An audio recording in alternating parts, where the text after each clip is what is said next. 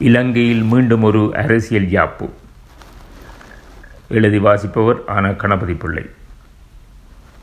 இலங்கையில் பெரும்பான்மை பலத்துடன் ஆட்சி அமைக்கும் எந்த ஒரு அரசாங்கத்துக்கும் தமக்கு மக்களாணை கிடைத்து விட்டது என்ற உணர்வு மேலோங்கி விடுகிறது. ஆட்சியை மாற்றுவதுதான் இலங்கை மக்களுக்கு தெரிந்த ஒன்றாகவும் இருந்து வருகிறது. காலங்காலமாக மக்கள் ஏதோ சொல்ல நினைக்கிறார்கள். சாதாரண மக்கள் பார்வையில் இவர்கள் மூலமாவது இலங்கைக்கு சுபீட்சம் கிடைக்காதா என்ற ஆதங்கத்தின் ஊமை மொழிதான் அது. ஆட்சியை கைப்பற்றிய அரசியல்வாதிகள் தம்மை பலப்படுத்துவதற்கான புதிய வேலியாக முதலில் அரசியலமைப்பு திட்டத்தை தான் கையில் எடுத்துக் கொள்கிறார்கள். இலங்கை சுதந்திரமடைந்ததன் பின்பாக பதவியை பெற்ற அரசாங்கங்கள் 3 அரசியல் திட்டங்களின் உதவியுடன் ஆட்சியை நடாத்தி வந்திருக்கின்றன. தேவையான பொழுதில் அரசியல் திட்ட சீர்திருத்தத்தினை செய்தும் இருக்கின்றன.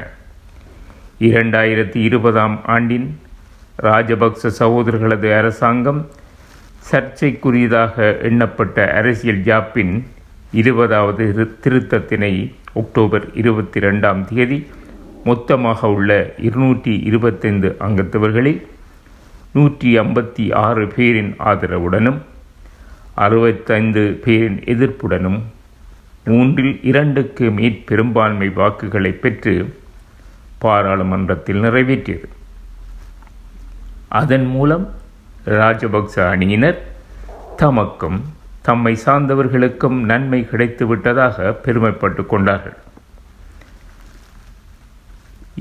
இதற்காக அவர்கள் பயன்படுத்திய உபாயங்கள் வழக்கமானவை தான் என்றாலும் மக்கள் கொடுத்த ஆணைக்கும் ஜனநாயகத்துக்கும் புறம்பானதெனவே பார்க்கப்படுகிறது.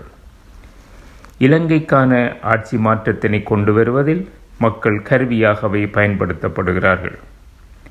சிறிய பெரிய முதலீட்டாளர்கள், பௌத்த பிக்குகள், இனவாத சிந்தனையாளர்கள், பூகோள அரசியல் பங்காளிகள் என பெரிய கூட்டமே இலங்கையை வட்டமிட்டு கொண்டிருக்கின்றன. இதுவரை இலங்கையின் அரசியல்வாதிகள் எண்ணியிருந்தவை போல கடைசி வரையிலும் தமது அரசியலையும் வாரிசு அரசியலையும் முன்னெடுத்து செல்ல முடியவில்லை என்பது அவர்களை பொறுத்தவரையில் கசப்பான விடயமேயாகும். கோத்தபாய அரசு இம்முறை பலத்த கட்டுக்கோப்புடன் தமது அபிலாஷைகளை நிறைவேற்ற வியூகங்களை வகுத்திருந்தது. கோவிட்-19 தொடங்கியிருந்த பொழுது அரசாங்கத்தை யாராவது விமர்சித்தால் கைது செய்யப்படுவார்கள் என போலீஸ் திணைக்களம் அறிவித்திருந்தது. அத்துடன் முக்கியமான இடங்களிலெல்லாம் இராணுவத்தின் சேவையினை உட்புகுத்தியது. ஐநாவின் போர்க்குற்ற விசாரணை தொடர்பான தீர்மானத்திலிருந்து தன்னை விலக்கிக் கொண்டதாக அறிவித்தது. பாராளுமன்றத்தில் 3 சகோதரர்களிடமும் அவர்களின் 3 வாரிசுகளிடமும் நிர்வாக அதிகாரங்களை தேக்கி வைத்து கொண்டு சர்வ வல்லமை கொண்ட ஜனாதிபதி முறைக்கான 20வது அரசியல் அமைப்பு சட்ட சீர்திருத்தத்தினை எதிர்கொண்டு வெற்றியும் கண்டது. மைத்திரிபால சிறிசேனாவின் எதிர்ப்பு பெரும்பான்மை பலத்தை சிதறடித்து விடும் என கருதியதால் எதிரணியில் இருந்த முஸ்லீம்களையும் தமிழ் சிங்கள பாராளுமன்ற அங்கத்தவர்களையும் தமக்கு சார்பாக திசை திருப்பியதில் வெற்றியும் கண்டிருக்கிறது. இவை யாவும் புதிய அரசியல் யாப்பொன்றை தமக்கு சார்பானதாக உருவாக்கிவிட வேண்டும் என்பதற்கான முன்னோடி நடவடிக்கைகளாகவே கொள்ளப்பட வேண்டும். பிரித்தானியர் ஆட்சியின் இறுதியில் 1947 கொண்டுவரப்பட்ட இலங்கையின் சுதந்திர சட்டம் 1948 சோல்பரி இலங்கைக்கு சுதந்திரத்தை வழங்கியதுடன் சோல்பரி அரசியலமைப்பு சட்டத்தின் கீழ் 95 மக்களால் தெரிவு செய்யப்பட்டதும் 6 தேசாதிபதியால் நியமிக்கப்பட்டதுமான மொத்தம் 101 அங்கத்தவர்களுடன் இலங்கையின் சுதந்திரத்துக்கு பின்பான அரசாங்கம் ஆட்சியை நடத்தியது. செனட் சபை ஆகிய 30 பேர் கொண்ட மேல் சபையும் இணைந்த இரட்டை சபை ஆட்சி முறை பிரித்தானிய பாராளுமன்ற மரபை அடியொற்றியதாக அமைக்கப்பட்டிருந்தது. மனித உரிமைகளை மதித்து 29வது சரத்தானது எந்த இனத்தை சார்ந்த சிறுபான்மையினருக்கும் பாதுகாப்பளிக்க வேண்டும் என்ற அடிப்படை உரிமையானது அந்த அரசியல் திட்டத்தில் உட்புகுத்தப்பட்டிருந்தது. மலைய தமிழர்கள் 8 பேர் வரையிலும் வாக்குகளின் மூலம் தேர்ந்தெடுக்கப்பட்டிருந்ததினாலும் இரட்டை அங்கத்தவர் 3 அங்கத்தவர் தொகுதிகளில் மூவின மக்கள் சிறுபான்மையாக வாழும் தொகுதிகளில் தமிழர்களுக்கு போதிய இட ஒதுக்கீடு இருந்ததினாலும் பாராளுமன்றத்தில் தமிழின சிறுபான்மையினரது உரிமைகள் புறக்கணிக்கப்பட மாட்டாது என்ற நம்பிக்கையை அரசியல் திட்டம் கொடுத்திருந்தது.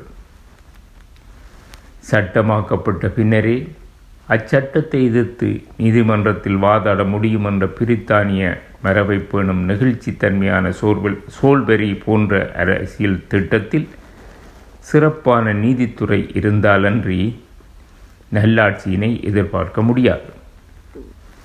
இலங்கையின் பாராளுமன்றத்தில் பெரும்பான்மை சிங்களவர்களே இரு சபைகளிலும் இடம்பெற்றிருந்தனாலும் தேசாதிபதியும் சிங்கள பெரும்பான்மையால் பரிந்துரை செய்யப்பட்டு வந்ததாலும் சிறுபான்மையினருக்கு எதிராக கொண்டுவரப்பட்ட மசோதாக்கள் மேற்சபையின் அனுமதியுடனும் தேசாதிபதியின் இறுதி கையொப்பத்துடனும் இலகுவில் சட்டமாக்கப்பட்டன. சிறுபான்மையினருக்கு எதிரான சட்டங்கள் இயற்றப்பட்ட பொழுது 29வது சரத்தினை முக்கியப்படுத்தி பிரித்தானிய கோமரை கழகத்துக்கு மேற்முறையீடு செய்யப்பட்ட பொழுதிலும் ஒன்றில் பிரித்தானிய சரியான முறையில் அவற்றை சீர்தூக்கி பார்க்கவில்லை, அல்லது இலங்கை அரசாங்கம் பிரித்தானியாவின் வேண்டுதலை பெரிதாக எடுத்துக்கொள்ளவில்லை. இத்தகைய புறக்கணிக்கும் போக்கினை தட்டி கேட்கும் விருப்பம் பிரித்தானியாவுக்கு இருக்கவில்லை. இப்பொழுதும் விடுதலை புலிகள் இயக்கத்தின் தடை நீக்கம் தொடர்பாக கடந்த கால பிரித்தானிய செயலர்களின் முடிவு தவறானதென சிறப்பு நீதிமன்றம் தீர்ப்பளித்திருக்கிறது. இதனை பிரித்தானிய அரசு கவனத்தில் எடுத்துக்கொள்ளுமா என்பது வல்லரசுகளின் இரகசியமாக மாறிக்கொண்டிருக்கிறது. 1983 ஆண்டின் இனக்கலவரத்தினை அப்பட்டமான இனப்படுகொலை என சுட்டிக்காட்டிய இந்திரா காந்தியின் தலைமையிலான இந்திய அரசாங்கம் இலங்கையை தட்டி கேட்கும் வரையில் அரசாங்கங்களின் சிறுபான்மை அடக்குமுறை ஆட்சிக்கு அரசியல் திட்டங்கள் கருவிகளாக்கப்பட்டன. இந்திய தலையீட்டுக்கு பின்பாகவே சர்வதேச அழுத்தத்தினாலும் இலங்கை அரசியல் திட்டத்தில் சீர்திருத்தம் கொண்டு வர முடியும் என்பதும் மதம் மொழி சார்ந்த சீர்திருத்தங்களுக்கு சர்வசன வாக்கெடுப்பின் தேவை அவசியமற்றது என்பதும் எழுதாத சட்டமாக நடைமுறைக்கு வந்துவிட்டது. இதனாலேயே இலங்கை அரசாங்கங்களின் தமிழ் தேசிய அரசியல்வாதிகளை இயலுமானவரை ஓரங்கட்டியும் ஏமாற்றியும் தந்திரோபாயத்தினூடாக சர்வதேசத்துடன் இணைந்து பயணித்து வருகின்றனர். தமிழர்கள் தமக்கான நிரந்தர அரசியல் தீர்வுக்கும் சர்வதேசத்தின் கைகளை நம்பி காத்து கொண்டிருக்கிறார்கள். அதன் ஒரு பாகமாகவே இந்தியா வழங்கும் உதவிகள் சிறுபான்மையினர் நலன்களுக்கு எதிராக பயன்படுத்தக்கூடாது என்ற உறுதிமொழியை பெற்றுக்கொள்ளும்படி தமிழ் மக்கள் கூட்டணியினரின் இந்திய பிரதமரிடம் விடுத்த கோரிக்கை தமிழருக்கு கடந்த காலம் கற்பித்த பாடம் என்பதனை வழங்கிக் கொள்ள முடியும். பெரும்பான்மை பலத்துடன் ஆட்சிக்கு வந்த ஸ்ரீமாவோ பண்டாரநாயக்காவின் சுதந்திர கட்சி இடதுசாரி கூட்டணி அரசாங்கம் 1970 மே மாதம் பாராளுமன்றத்தை அரசியல் திட்ட சபையாக மாற்றியதுடன் 1922 இலங்கை சோசலிச ஜனநாயக குடியரசுக்கான புதிய அரசியல் திட்டத்தை ஆக்கியது. அதற்கு முன்னதாக 1971 அக்டோபரில் மேல் சபையினை பழைய அரசியல் திட்டத்திலிருந்து நீக்கி ஒரு சபை ஆட்சி முறையினை அறிமுகம் செய்தது. அதற்கு கிடைத்த மக்களினதும் பிரித்தானியாவினதும் பாராமுகமான தன்மை குடியரசுக்கான புதிய முன்னெடுப்புக்கு காரணமானது. புதிய அரசியல் திட்டம் உருவாக்கப்பட்டது. புதிய அரசியல் திட்டம் பாராளுமன்றத்தில் நிறைவேற்றப்பட்ட பொழுது பிரித்தானியாவும் இலங்கையை அங்கீகரித்த சட்டத்தை இயற்றியிருந்தது. 1972 அரசியல் திட்டமானது அடிப்படை மனித உரிமைகளுக்கான பகுதியை உள்ளடக்கியிருந்ததால் சிறந்த அரசியல் திட்டமாக பாராட்டப்பட்டது. இலங்கையில் சிறுபான்மையினர் கூட பிரதமராகலாம் என்ற அரசியல் திட்டத்தின் உள்ளடக்கத்தால் அதனை எதிர்த்த பிரித்தானியா முதலிய நாடுகள் வாயடைத்து போயின. அதேவேளை நிர்வாகத்துறை மனித உரிமைகளை மீறும் பொழுது அதனை எதிர்த்து நீதித்துறையில் போராடும் உபாயம் உள்ளடக்கப்படவில்லை என்ற குறைபாடும் காணப்பட்டது. இந்த அரசியல் திட்டத்தில் சீர்திருத்தம் கொண்டு வர வேண்டுமானால் மொத்த அங்கத்தவரில் 2/3 பேரின் ஆதரவு தேவை என்ற வாசகத்தை கடுமையான விதி என்றே கருதப்பட்டது. அடுத்த 1977 தேர்தலில் ஐக்கிய தேசிய கட்சி 6/5 பெரும் என்ற மிகப்பெரிய பெரும்பான்மையுடன் வெற்றியை பெற்றுக்கொண்டது. இது பலருக்கும் வியப்பினை கொடுத்திருந்தாலும் முதல் முறையாக சிங்களவர்களும் தமிழர்களும் இன ரீதியில் இரண்டுபட்டு விட்டார்கள் என்பதனை துலாம்பரப்படுத்தியிருந்தது. 1972 ஆண்டின் அரசியல் திட்டத்தில் 2வது திருத்தத்தினை செய்ததனூடாக ஜிஆர் ஜெயவர்த்தனாவின் அரசாங்கம் நிறைவேற்று அதிகாரமுடைய ஜனாதிபதி முறையினை அறிமுகம் செய்ததுடன் 1978 பிப்ரவரியில் நடைமுறைக்கு கொண்டு வந்தது.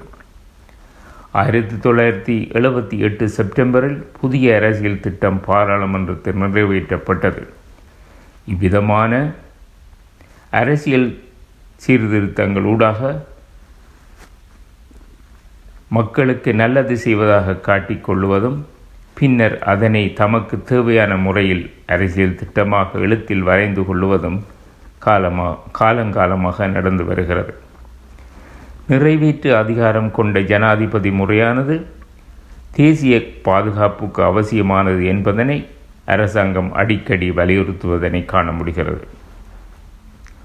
உயிர்த்த ஞாயிறு குண்டுவெடிப்பு தொடர்பாக தேசிய பாதுகாப்பில் மைத்திரிபால சிறிசேனவின் முடிவெடுக்க முடியாத திறமையினை காட்டி அதிகாரம் பிரதமரிடையே பகிரப்பட்டிருந்தால் இத்தகைய நிகழ்வு நடந்துவிட்டதாக விசாரணை செயற்பாடுகள் தொடர்ந்து வண்ணம் உள்ளன. 20வது சீர்திருத்தத்துக்கு ஆதரவளித்தவர்கள் அதனை நீக்கவென வீதியில் இறங்கி போராட வேண்டிய காலம் வெகு தூரத்தில் இல்லை என்று எதிரணியினரால் எச்சரிக்கை விடப்பட்டாலும் வீதியில் இறங்கி போராட இனிவரும் சட்டங்கள் அனுமதிக்குமா என்பதற்கு ஆக்கவிருக்கும் புதிய அரசியல் திட்டம் பதில் சொல்ல காத்திருக்கிறது.